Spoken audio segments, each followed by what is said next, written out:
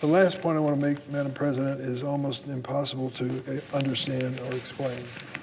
Can you imagine that the former president of Honduras, his name is Juan Orlando Hernández, was prosecuted by the federal government of the United States for his involvement in the trade in narcotics. He was found guilty of having been involved in and sentenced to some 45 years in prison as a result. He once boasted as president that he would stuff the drugs up the gringos' noses. He accepted a $1 million bribe from El Chapo, one of the leaders in Narcotics International, to allow cocaine shipments to pass through Honduras destined for the United States.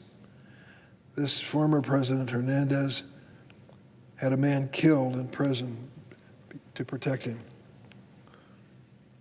Honduras has become a bastion of the global drug trade. This former President Hernández orchestrated a vast trafficking conspiracy that prosecutors said raked in millions of dollars for cartels while keeping Honduras, while making Honduras one of Central America's poorest, most violent, and most corrupt countries. So they prosecute him, find him guilty of selling narcotics through these cartels in the United States. Can you think of anyone more reprehensible than that? Selling drugs to this country, finding more victims by the day, many of them children who become addicted to cocaine. Well, of course it's terrible. It's so terrible that he was found guilty and sentenced to 45 years in prison. Then what happened? Well, you won't believe it. Donald Trump pulls out his pardon pen. On Saturday, Mr. Trump said in a statement to the New York Times that, quote, many friends have asked him to pardon Mr. Hernández. They gave him 45 years because he was president of the country. And then Donald Trump said, you could do this to any president. I won't go into President Trump's own criminal convictions, but I will tell you this.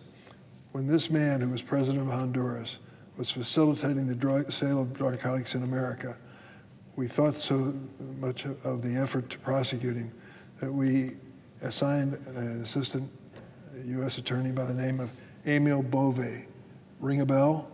Emil Bove was chosen by President Trump to serve on the Circuit Court of the United States. He was approved by this chamber. I was at the hearing where he was considered. And I will tell you this, he was proud of the fact that he was tough on crime, so tough that he helped to prosecute Hernández and it ended up seeing him sent to jail for so many years. Then along comes President Trump with his pardon pen and releases Hernández from jail. Releases him. After years and years of prosecution, evidence, and hard work, stopping this man who was facilitating the sale of narcotics in the United States, once he started serving the prison sentence, President Trump said, and I quote, many friends had asked him to pardon Mr. Hernández. They gave him 45 years, President Trump said, because he was the president of the country. You could do this to any president, and he then pardoned him. Hard to imagine, isn't it? But it isn't hard to imagine if you were here on January 7th and saw the insurrectionists come roaring through this Capitol, storm this chamber, and drive the Senate into recess as we went to an adjoining building so that law enforcement could take over the situation. 149 law enforcement officers were seriously injured and several died as a result of that experience. It was a terrible day in the history of the United States, a terrible day in the history of this magnificent building that we're honored to serve in. What did Donald Trump do as soon as he was reelected president? He issued a full and unconditional pardon to all of the people who stormed the Capitol.